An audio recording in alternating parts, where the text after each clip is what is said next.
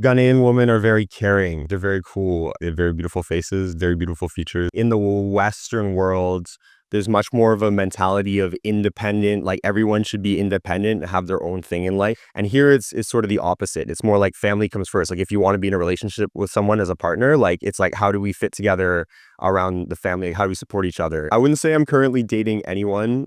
And I would look forward to it. What have you been able to achieve on your coming to Ghana? That's a good question. I think I've been able to achieve a great deal of learning about just the world and myself and like people, like humans. And I've had some incredible experiences. I've met incredible people, all across this country. Exploiting people, what impact would it have on our image as Ghanaians? That's the experience that you give to people is like when you rip people off, they go back and they think, I won't go back to this place. Like, why don't go there because people are just going to take your money. Every experience you give people has an impact.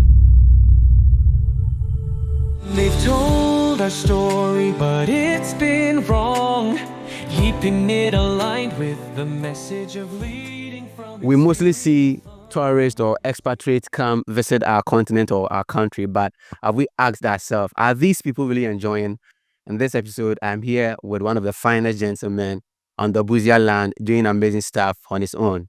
You are here to have a conversation with regards to his experiences, that is the challenges and the things that he's enjoying in our country, Ghana. My name is Ambassador V. Subscribe to the channel, you comment, you like, and you share. Hi, how are you? I'm doing all right. Thank you. What's your name? Dylan. Dylan is my name, or Kwaku. Kweku. Kwaku.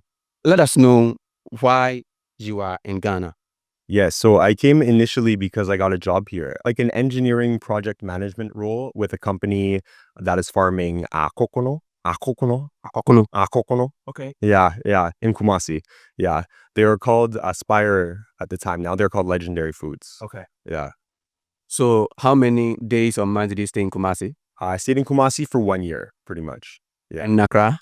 In Accra, I've stayed now for probably like 7 months, 6 or 7 months, like total. Yeah. So how can you say about your life in Kumasi and your life in Accra, the differences? Kumasi is more calm. Accra is fun. Yeah, I say that. Yeah. Okay. They both are great. I enjoy them. I'd like to know, before coming to Ghana, did you have any misconceptions or did you have some misfeelings about you coming to Ghana? I didn't know I was coming to Ghana. I thought I would go to East Africa, to Nairobi. And I didn't know. The only impression I had about Ghana was when I went to the embassy to get my visa before coming. Yeah, and that was like the first vibe that I got. As a foreigner in a different country, on a different continent, how were you able to integrate yourself in the society? Yeah, well, I think the job helped a lot. The job was great because I was right there working with people who were also excited and believed in the mission of the company, and we're all excited about it. And they helped to show me a lot about the culture here, about Ashanti culture. Okay. Yeah. Then they taught me some of the language and the food. They introduced me to a lot of this, and so. When I was coming, I saw you having conversations with the area guys and all that. What were you able to do to be able to mingle with the locals? I think eating, like some certain things like that, like eating with my hands, that is different for me. Like I've never, some foods, yes, but in general, like not much in Canada. We don't eat with hands so much. So that was something that I had to get used to. I think also expectations around things happening in a certain way or at a certain time, for so many reasons. Here you have to just like you have to just accept that things don't go the way as they are planned. Yeah. Not from papers, not here. Hi, I'm Eva from Wales. Keep watching Viceman TV if you want to learn more about Ghana and changing the narrative and to try and get more people to visit here because it's a great place to come. It's time to reclaim what's been erased. African speaking, no longer displaced. So would you say that you made the right choice to come to Ghana? Yes, absolutely. I think I've been able to achieve a great deal of learning about just the world and myself and like people, like humans. And I've had some incredible experiences. I've met incredible people, all across this country and from elsewhere as well. And I think I've achieved some amazing life experiences. Yeah. Okay. Now you are in Ghana. Some of your people in Canada or Toronto have not even had a chance to visit Africa. What do you think your people back home did not know about Ghana? What do they know? So much. I mean, so much, right? So much. I think it's something about happiness and like the way to see the world and this way to see like the purpose of life and the purpose of being alive. I think is very different over there than here, how people see it. Yeah. Guys, it takes time for us to record videos. So if you are watching, kindly subscribe to the channel, you comment, you like, and you share. There is a content creator in the US called the Passport Traveler. One time she talked about tourist price. Tourist price. What I mean by tourist price is, for example, if a commodity or a product costs 5,000 Ghana cedis or 5 cedis for the locals. Since you are foreigner, they will tell you that it is 10,000 Ghana cedis. Did you face that in Ghana? Oh, every day, every single day. Of course, every single day. Yeah. And I've paid so much more for things than I've had to, right? And sometimes I'm aware and I know, and that's fine. And other times I don't, and I find out later that I paid way more than I should have. Um, I think it's fair to some degree, right? Like I think to some degree it's fair. Obruni tax is what I call it. I think to some degree it's fair, and I'm fine with that. But I think sometimes, a lot of the time, people are just trying to extract and take without seeing maybe the benefit of having fair interactions, fair agreements, right? So that's it.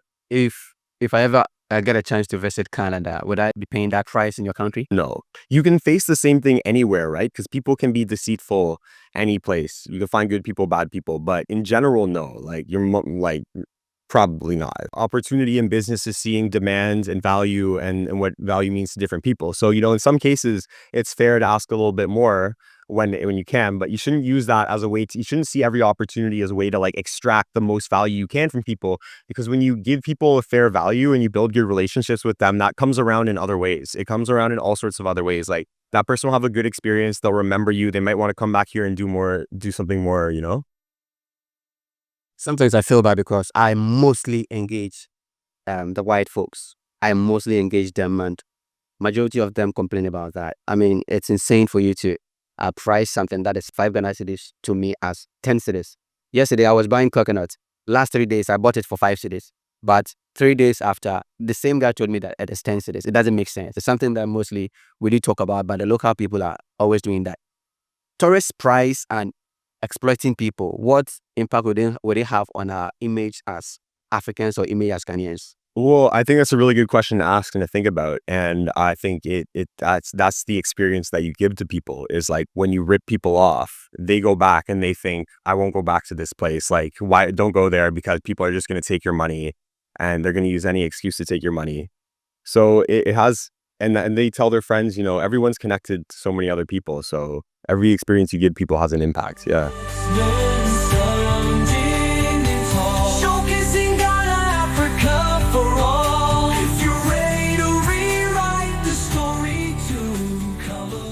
How do you see the Ghanaian woman?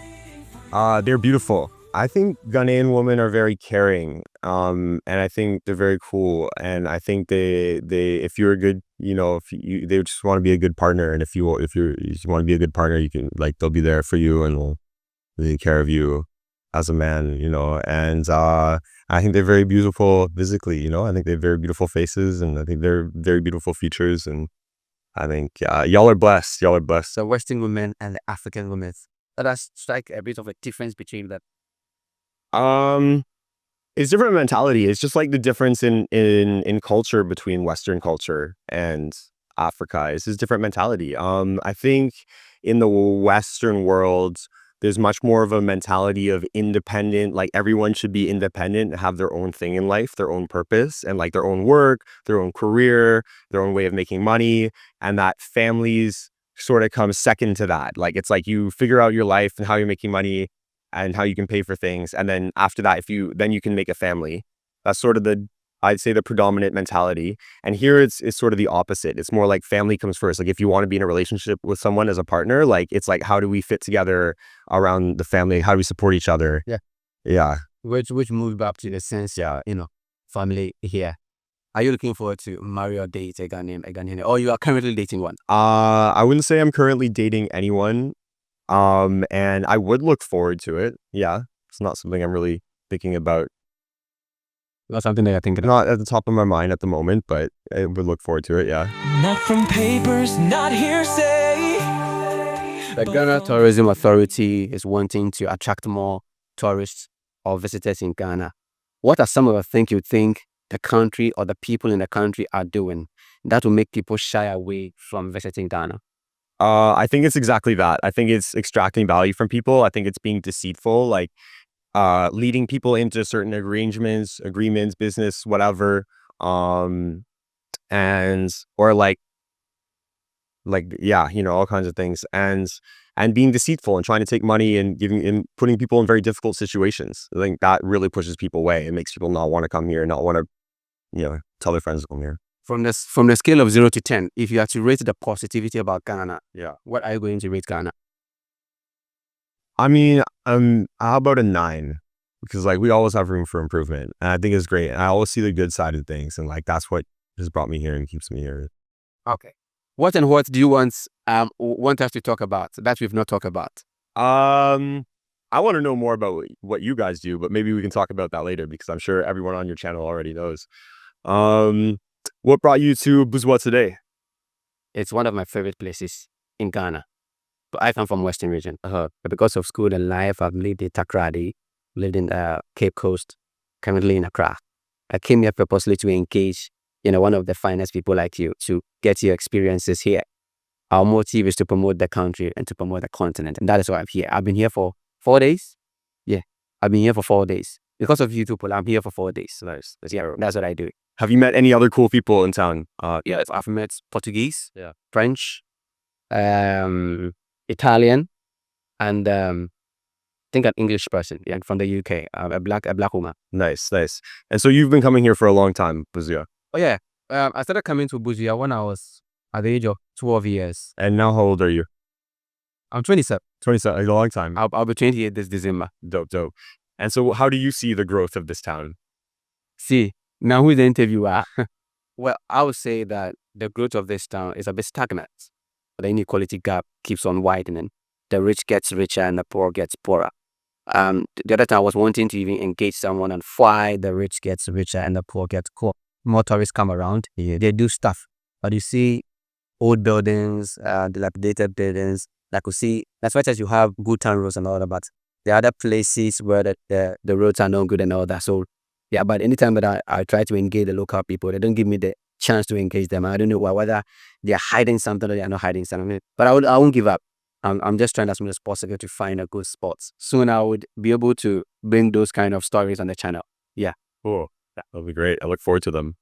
Yeah. Thank you so much for having me here. Thank you too. And I think to your point, I think that's something that happens all around the world. Where money, when you have money, it's easier to get more money because you can invest it, you can do all kinds of things with it. So that's a challenge that we face in society, is that when you have a capitalist system, then it allows people with money to continually get more. And I think we need to hold people with money accountable in different ways. You can't force people to do anything. But I think we all need to find ways to try to build relationships with people who have more and have a lot of money and show them the value that we have to offer as well. So we can create a fair exchange, because we also have to work for money. Just because you're broke and you don't have money, it doesn't mean you're just owed money from someone who has a lot. You still have to find a way to get it for yourself, to give value to the world.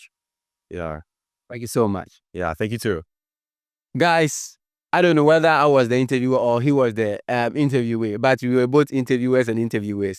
Guys, so thank you so much for watching this video. Our motive is to promote the country and also the continent, at large. Just as he said that he can rate Ghana to the 9 points out of 10 regards to our positivity. That is the experiences we like tourists to have. This is a honest experience. So if someone is able to share his or her bad experience, I'll be able to share it on the channel for you to know that, okay, other people are also having bad experiences within the continent. My name is Ambassador. If you subscribe to the channel, you comment, you like, and you share. See you next time in another episode. Sokoto. Mayande.